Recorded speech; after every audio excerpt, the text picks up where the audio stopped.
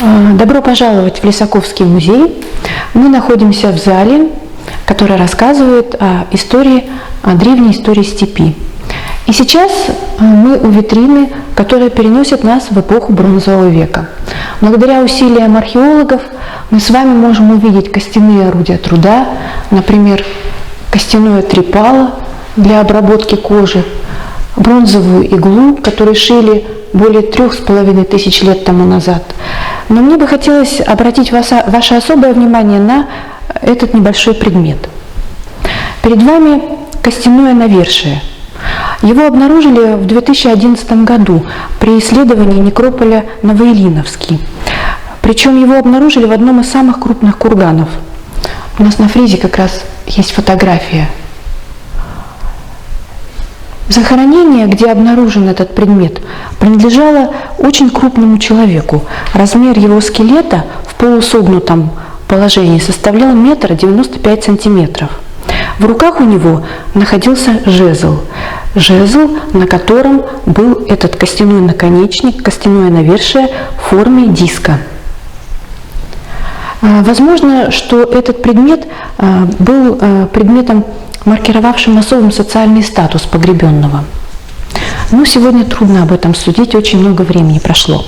Ну а сейчас я приглашаю вас к следующей витрине. Здесь перед вами предмет нашей особой гордости – это керамика эпохи Бронзового века. Древние мастера, а это были женщины, изготавливали эту керамику без использования гончарного круга. По результатам исследования известного ученого Валерия Григорьевича Ломана мы можем сказать о том, что начины андроновской керамики изготавливались по двум программам – емкостному и донно-емкостному.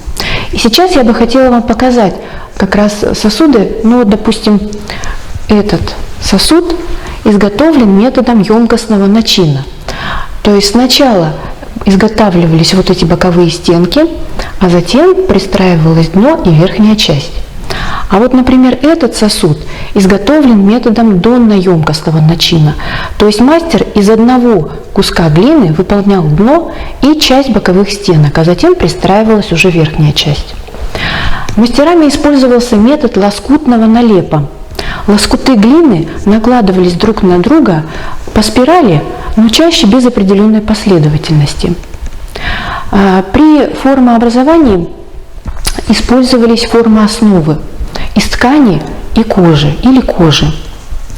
Когда форма сосуда уже принимала нужные очертания, поверхность заглаживалась руками, травой или инструментами. Для лощения поверхности использовались специальные лощила.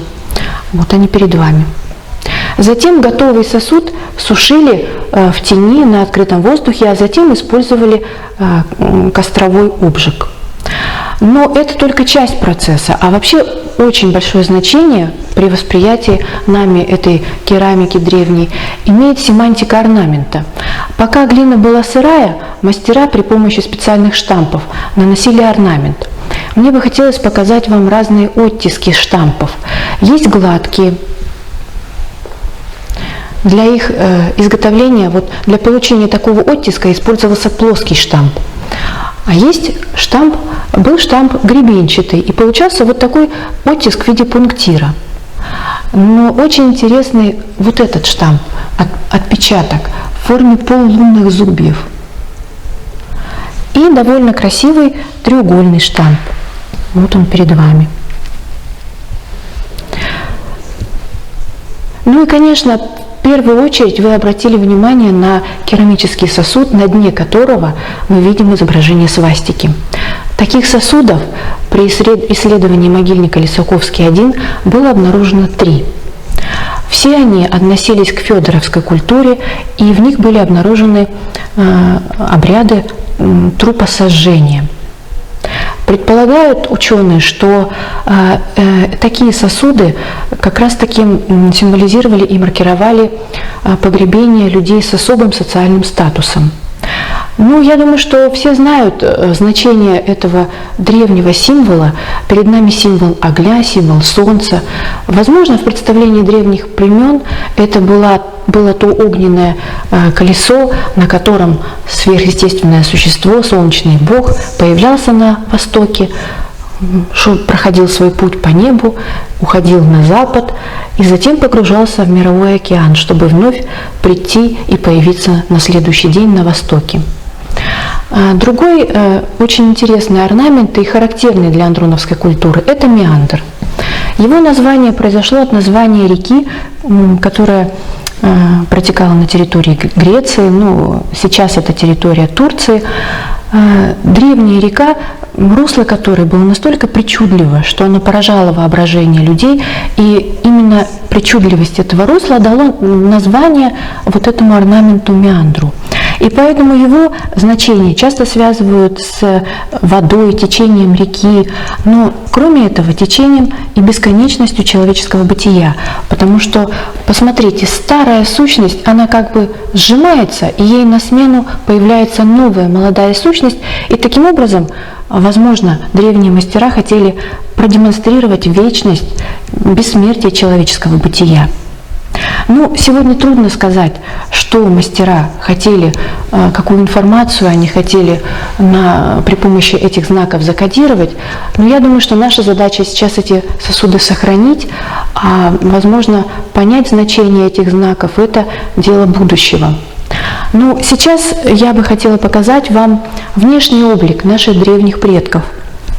Перед вами пластические реконструкции, то есть это не плод воображения художника, это не только скульптурное воспроизведение, это лица, которые восстановлены по черепам, обнаруженным при исследовании лисаковских памятников.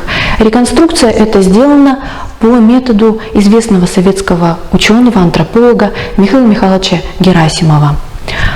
Реконструкции были сделаны в Москве в специальной антропологической лаборатории автора Галина Вячеславовна Лебединская.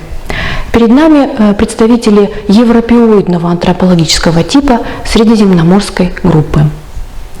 Ну а сейчас я вас приглашаю в сакральную комнату, где мы увидим, как выглядели женщины в эпоху бронзы, жившие в эпоху бронзы на территории евразийских степей. Здесь перед нами женщина алакульской культуры. Пластическая реконструкция лица по черепу по материалам могильника Селивановка в Башкортостане. Автор реконструкции Алексей Ничволода. А следующая фотография – это уже женщина синташтинской культуры. Пластическая реконструкция по материалам Большекараганского могильника, Россия, Челябинская область. В этом зале, который называется «Сакральная комната», мы с вами познакомимся с духовными воззрениями наших древних предков. Перед вами, прежде всего, конечно, реконструкция древнего погребального обряда. Я обращаю ваше внимание на эти каменные плиты.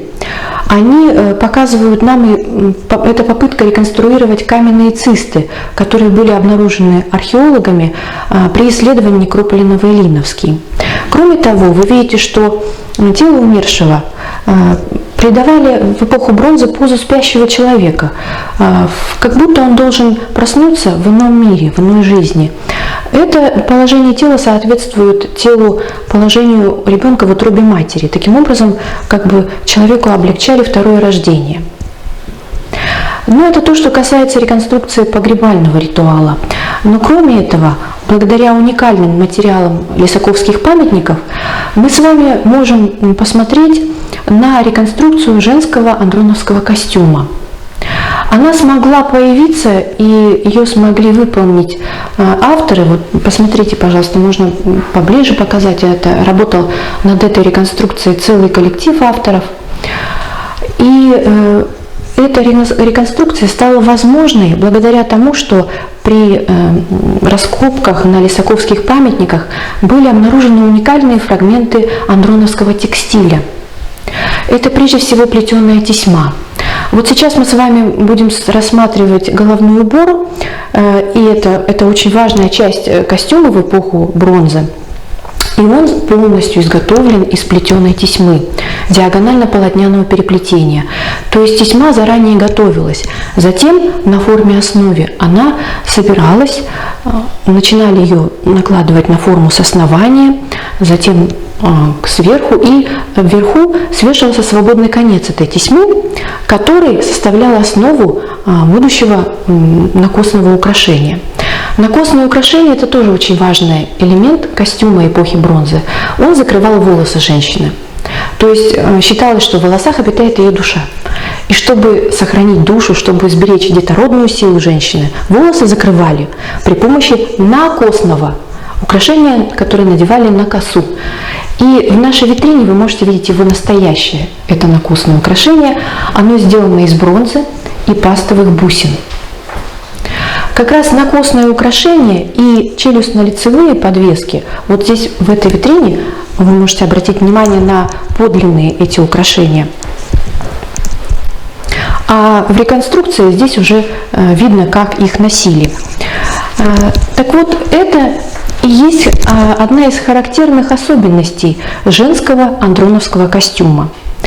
Головной убор и подвесной гарнитур, накосник и челюстно-лицевые украшения. Но кроме того, мы видим с вами красивое платье. Платье красно-коричневого цвета. Шерсть, овечья шерсть, которая использовалась вообще в основе андроновского текстиля, окрашивалась еще на этапе сырья, то есть до прядения. Для окрашивания использовались корни марены красильной. Именно это растение давало вот такой красно-коричневый цвет. И это тоже характерная деталь костюма эпохи бронзы на всем евразийском пространстве. В основе кроя это лежит туникообразная, нераспашная среднеазиатская одежда. По всей вероятности, у андроновцев был примитивный ткацкий станок. И размер полотнища составлял 40-50 сантиметров. Именно из таких нескольких полотнищ и сшивалось это платье. Его длина определяется по тому, где археологи обнаружили украшения. А браслеты, которые вы видите, которых довольно много археологи обнаружили, они могли выполнять роль зажимов на рукавах платья. Другим очень интересным экспонатом нашего музея является культовый камень. Археологи называют его белым камнем. Обнаружили его при исследовании могильника Лисаковский-7 в 2007 году. По всей вероятности, этот камень был заместителем умершего. И его форму методом шлифовки древние мастера придали ему форму человеческого черепа. Другая версия того, что этот камень мог использоваться в различных каких-то ритуальных действиях, и затем, после окончания определенного срока, он подлежал захоронению. Археологам стоило большого труда извлечь его из каменного плена, потому что наши древние предки разместили его погребение, можно сказать, в скальном материке, и сверху он был забутован камнями в несколько слоев. Но, тем не менее, археологам все-таки удалось его достать, и мы с вами можем на него посмотреть. Культовым относится и другой экспонат нашего музея. Это священный столб. Его археологи обнаружили в 1996 году. Это дерево, сосна. Но его не просто оставили. Для него была сделана специальная погребальная камера. Когда шел процесс его тоже как бы захоронения, его подожгли и забрасывали землей, камнями, а сверху соорудили курган. И в этой же погребальной камере археологи обнаружили череп огромного барана. По всей вероятности, этот предмет был как-то связан с культом плодородия. Но по последним данным, возраст этого предмета 1780 год до нашей эры. Он был определен в Америке, в лаборатории Аризоны по определению возраста по годичным кольцам деревьев. И вот по последним данным, возможно, при помощи этого предмета наши древние предки как бы застолбили это место на правом берегу реки Тобол, как бы показали, что они здесь будут селиться. Ну и мне очень бы хотелось вам показать еще очень интересные наши экспонаты, предметы. Это так называемые псалии. Псалии Это детали, элементы конской упряжи. И сейчас давайте мы посмотрим на фотографию костных остатков лошадей, которые были обнаружены при исследовании некрополя Новоильиновский. И именно эти материалы, псалии и костные остатки лошадей, легли в основу новых научных открытий. Известный ученый Игорь Чечушков, кандидат исторических наук, именно в этом году опубликовал в своей статье информацию о том, что благодаря исследованиям, проведенным на некрополе Новоильиновском, он высказал такое предположение, что всадники, вооруженные воины на лошадях, появились на территории Евразийских степей не в 900 году до нашей эры, как это предполагалось ранее, а не позднее 1600 года до нашей эры. То есть всадничество на нашей территории имеет очень такую древнюю историю. Это очень важное открытие, и мы очень гордимся тем, что сделано оно на материалах нашего некрополя Новоильиновского, расположенного недалеко от Лисаковска. Ну и последний артефакт, который мне бы хотелось сегодня вам показать, которым мы тоже очень гордимся, это накладная пряжка середины второго тысячелетия до нашей эры. Она изготовлена из металла желтого цвета, пока мы можем только так сказать, потому что опробирование пока этот предмет не прошел, но тем не менее мы можем предположить, что это золото. И если мы с вами посмотрим на золотые украшения, которые тоже были обнаружены на нашей территории, то мы увидим, что эта накладная пряжка отличается по стилистике. Если здесь мы видим строгую геометрию, то в этом случае обратите внимание на такие спиралевидные завитки, на довольно сложно украшенную эту декорированную пряжку. Наши посетители порой видят в этом предмете либо причудливый музыкальный инструмент, либо лодку с гребцами, изображение которых отражается в воде. И не случайно этот предмет стал логотипом Международного фестиваля древних технологий и коммуникаций. Спасибо вам за внимание. Приглашаю вас в Лисаковский музей. Экскурсию для вас подготовила Юлия Павловна Буданова, заместитель директора по научной работе.